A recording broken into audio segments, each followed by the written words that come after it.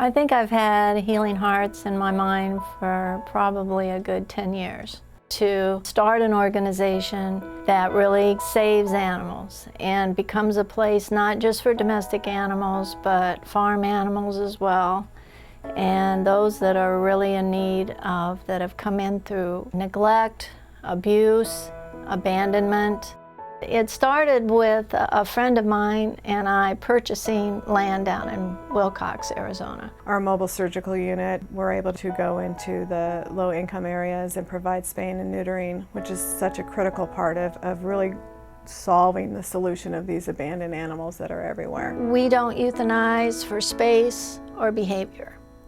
The animals, once they're with us, they're going to live out their lives with us. The one thing I think is really important is when people are thinking about where they want to donate their money, they often feel, we want to help people. And animals do help people. So if you give to an organization that helps animals, you're in a sense helping people. And I think our story about Lucky really shows that. Here was a dog that was abused severely.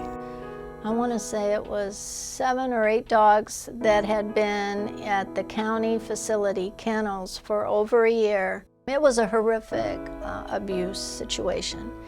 And because the dogs had nowhere to go, they were going to euthanize the dogs. People that are used to euthanizing dogs and cats on a regular basis, they just felt like these dogs had been through hell, and she just felt like that they deserved a second chance.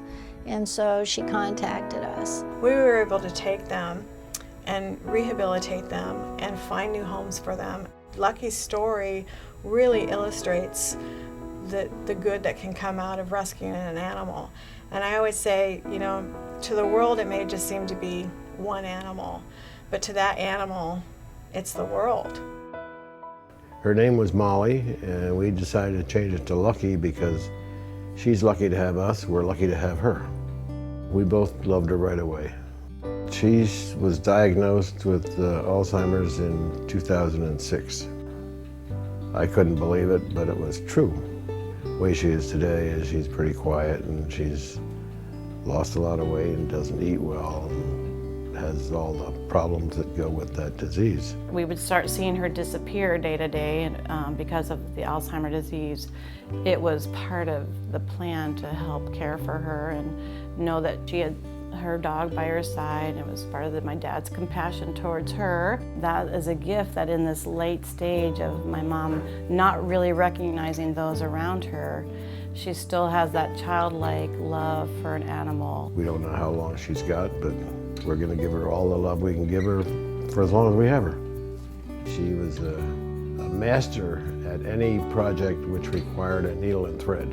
She's done quilts. When the girls were little, she made all their clothes. The time that something does happen, if Ann falls, and she does frequently, Lucky's right beside her.